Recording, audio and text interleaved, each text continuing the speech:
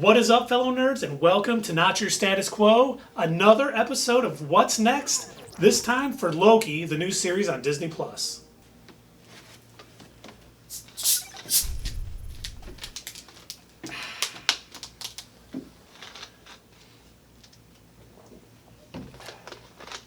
You know, guys, there's nothing more delicious and refreshing than a nice cold Sprite. Absolutely nothing. Especially. Absolutely nothing. Absolutely nothing. Especially when they sponsor us. So much happened in this first episode. I mean, there's so much going on between Agent Carter being dragged into the TVA, seemingly. Possibly. Seemed like it. We had possibly a future Loki, or the current Loki, killing TVA agents and stealing whatever takes away branches of the timeline. Mm-hmm. We had a poster of Mephisto. And the director has confirmed Mephisto is not showing up in this Loki series. So we know what that means. He's definitely going to be in it. She's lying. Oh, for sure, yeah.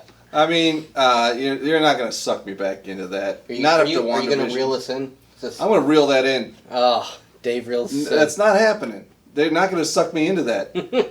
And by the way, I don't have to be the only one reeling it in now. These guys have full access to the reel. Oh, we got power to reel it in now? Yes. I don't like reeling it in. I like the crazy. I like to take it to the nth level and then go a little further. Clearly, me and Doug are tethered to the ground, and this guy is in the stars. Speaking of absolutely perfectly Did good you say theories, absolutely? I did. Speaking of perfect theories, did you guys notice in this episode all of the Infinity Stones? Yes. They're clearly behind it all. Some people use them as paperweights. Everything? It's all? Yes, it's all Infinity Stones. Thanos is making a return. They use them as paperweights. Yeah, I noticed that they had 0 power, so I'd love to know more about like what makes a TVA, the Time Variance Authority. What power is it that allows it to basically take away everything from the most powerful gems in the entire universe? I have a theory. I'd love to hear your theory. And remember, Owen Wilson's Mobius, Agent Mobius, says time passes differently in the TVA. Mm-hmm. Where have we heard that before? That's right, the quantum realm. We saw a city in the quantum realm in Ant-Man and the Wasp. And we saw a giant, prosperous city in the TVA. I think a lot of people thought that was Kang City, but I think that's the TVA inside the quantum realm. And that's why the Tesseract doesn't work, any of the Infinity Stones, really anything as we know it on this planet doesn't work the same because it's in the quantum realm. And that would actually make sense as to why Ant-Man didn't get dusted, because if he was in the quantum realm at that point when Thanos snapped, might not have affected him. Absolutely. Yep.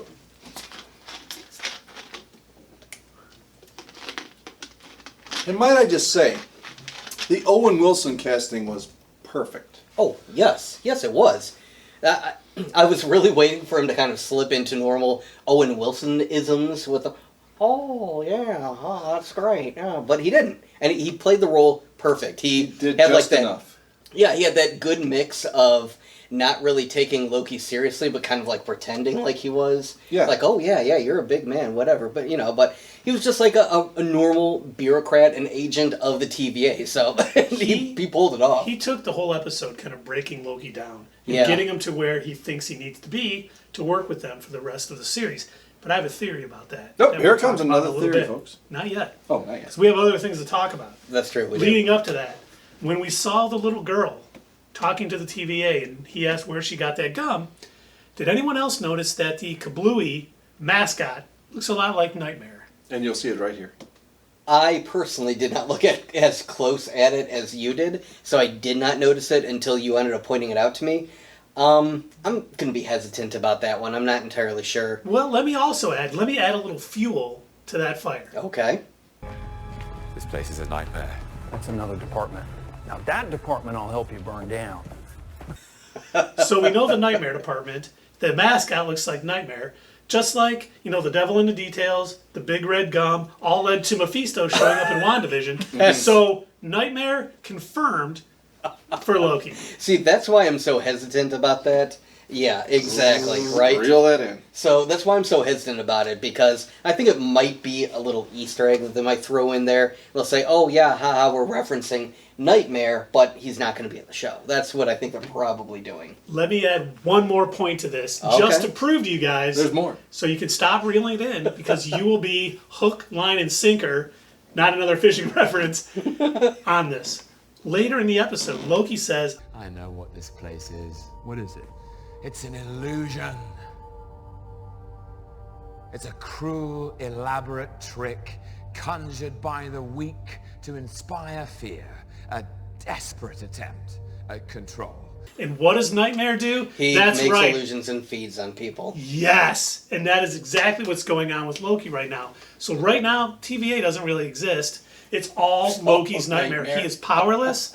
None of the things that he uses to gain power is working. 100% Nightmare in Loki. He's the main villain. Reeling that in. I think it's not in these series on Disney Plus. It is not more than meets the eye. Yeah. It's very much. I think they do like to play it mostly safe. Yeah. They do. When they throw in the Mephisto reference for everyone to eat up, and then it doesn't happen again, I'm not being fooled But again. you know what this is like? We were talking about this with The Boys season 2.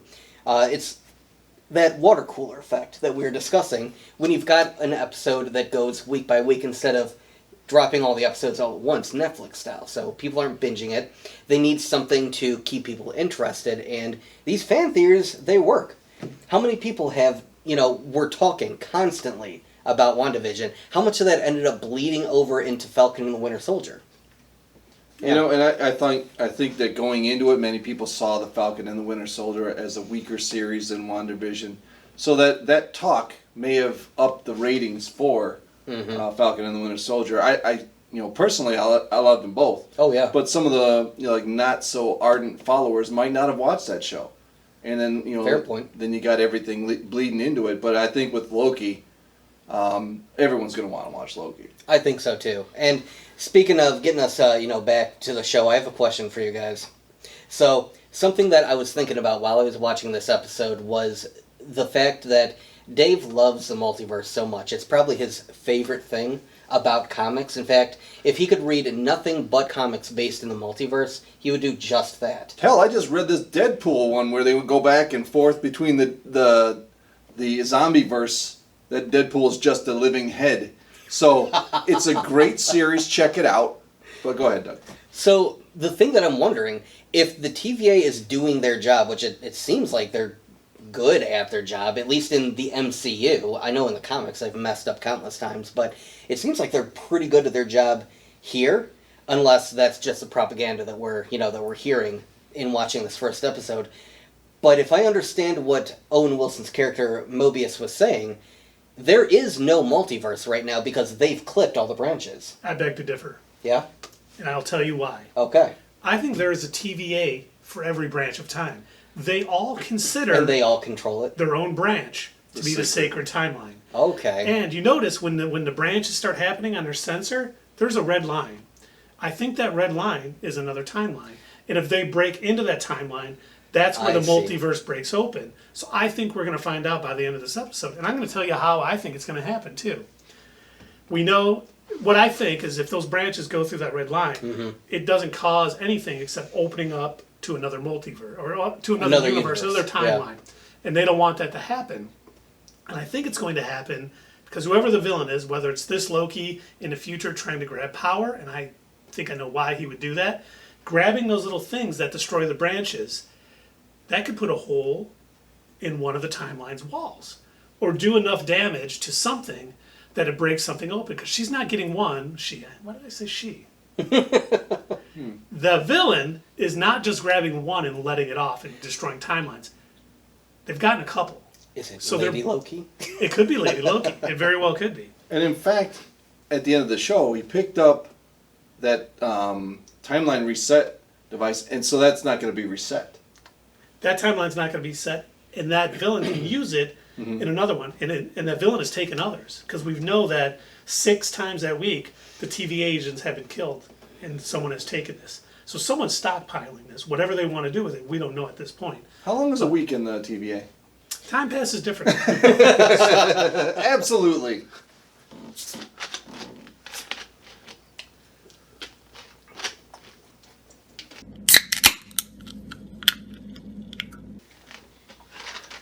The champagne of YouTubers. And remember, you can get Sprite at any store. Make sure you use code, not your status quo, to receive for a 0% off. And get charged twice. get charged twice for the same bottle. All right, you got to drink it first. It's 50% off of what you get. You pay full price for half a bottle or double for a bottle. It's on us. Or you buy it, you give it to the cashier, they drink half, and you get to go home. Absolutely. Yes. Oh, jeez.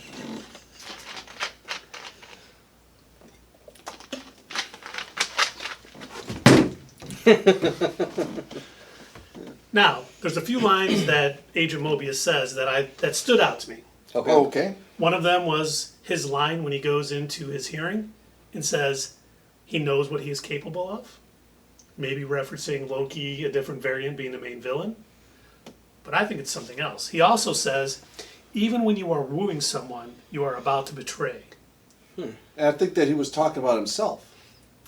I think Mobius was talking about himself in that sentence. See, I think he was talking about Loki because when Loki finally saw all of the power in the TVA, and he said, Is this the greatest power in the universe? I think Loki's plan changed right there. Yeah, he's just looking for power. That's all he's ever wanted. He wanted to be king of space when he answered that question, honestly.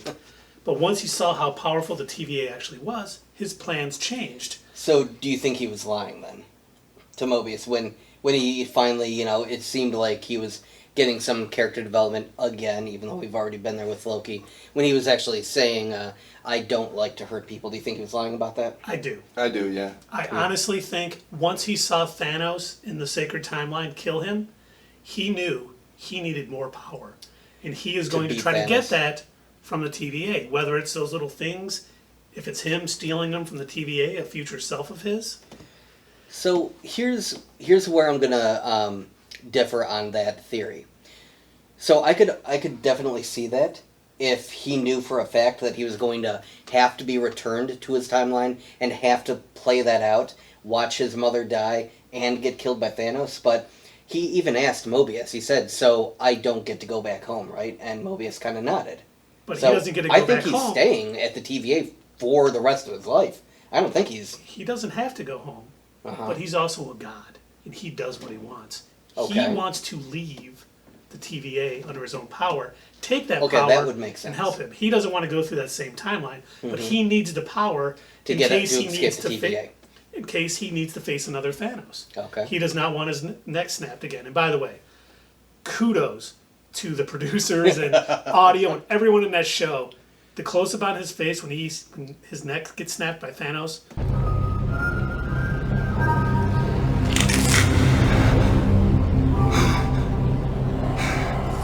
Was absolute perfection. Yeah. It was. Tom Hiddleston, that's an Oscar moment right there. Oh yeah. When he watched his mom die and he's watching everybody, be nice to him and he's crying. That's a good scene. Very gripping.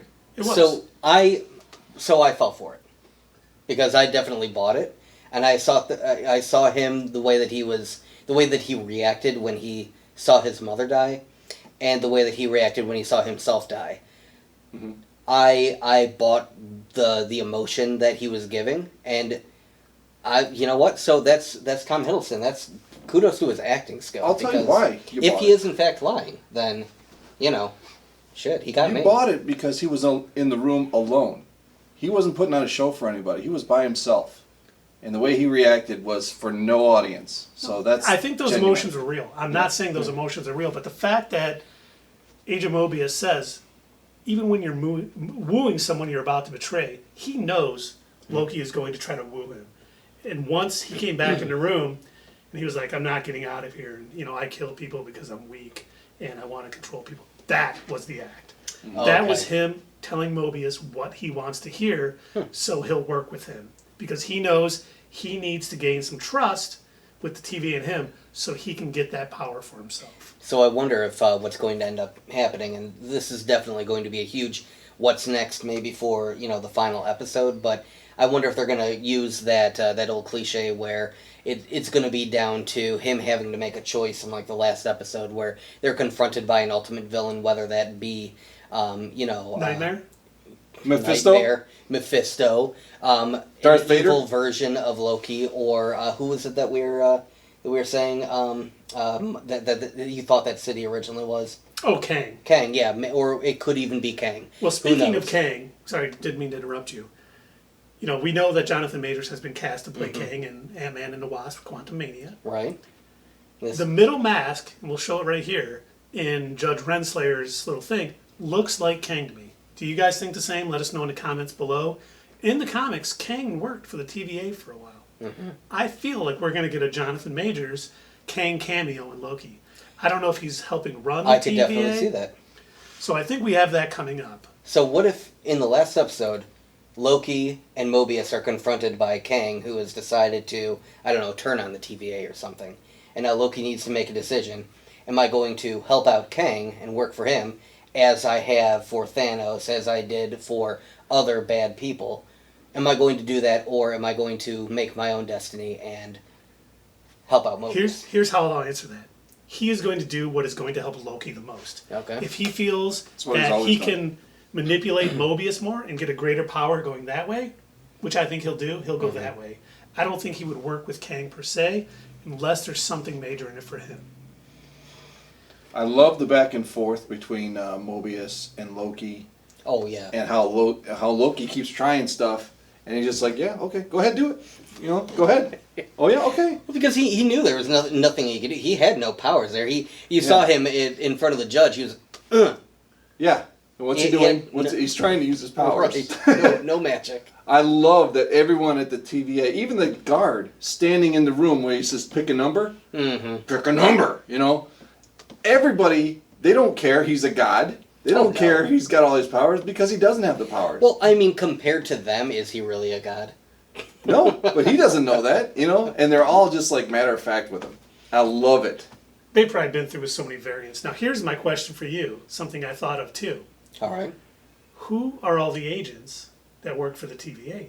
Are they all variants that came through and decided to work for the Timekeepers? Mobius implied that they were all created by the Timekeepers. But that could be a lie. It could be. They were created. The whole show could be a lie, or- generated by Nightmare. See, yes, we all know it. Nightmare is controlling this. There's no TVA. There's no any of that. By the way, it wasn't Mobius that said that. It was Miss Minutes. Happened, the Timekeepers created the TVA and all its incredible workers. Our favorite Tara Strong. Oh, that's right. And while we're talking Miss Minutes, let's talk about what was said during her little introduction to the TVA. The multiverse war. X's event, which left unchecked, could branch off into madness, leading to another multiversal war. AKA Secret Wars, which was two huge Marvel events. One back in the 80s was more to sell toys. The one written by Jonathan Hickman a couple years ago, I don't even remember, God, time flies when you're old. But the one written by Hickman, that was a huge crossover. That is what I think they're referencing. They're already laying down the groundwork for Secret Wars. And I think that's amazing, because we know the Russos have said they would come back to they said direct they wanted Secret to do Wars. Secret Wars. I think this is our first hint that Secret Wars is coming. Now, when it's going to come, I have no idea, but it's definitely coming. And don't worry about not remembering when they come out because time moves differently That's true. in the TVA. In the that quantum is true. realm. One of my first, not experiences, one of the first times that I was aware of anything Secret War related was probably not what you guys were familiar with, but it was actually from the 90s Spider-Man cartoon, and the Secret War was put on by the Watchers. And so what they did was they told Spider-Man, okay, we're going to basically play a game of chess with you versus Dr. Doom. And you get to pick whoever you want, and he picked the Fantastic Four, he picked Captain America and Iron Man, and I think like somebody else. And then Doctor Doom got to pick like all of these villains and everything else. So it was like, and Red Skull. So it was all these Marvel heroes versus villains. And then they advanced time. Doctor Doom had created this utopia, and they basically had to fight the heroes versus the villains. But this is in a Spider-Man centric show, so it was super weird, but it was amazing. And then, of course, like you do in television, you erase everybody's memory, and it all goes back to normal. Oh, one of the Men in Black moments. Pretty much. So that's the question I guess we have. If the Beyonder was hinted at, who kind of brought about the Secret Wars and all this other stuff, is he going to make an appearance in Loki, or is he going to be hinted at further? Oh, I hope both. I want to be hinted at, and I want to make an appearance. I definitely think we're going to see more hinted at a little bit more. The fact that they dropped that Secret Wars sort of reference right out of the gate, I was like, damn. All right, strap in, boys.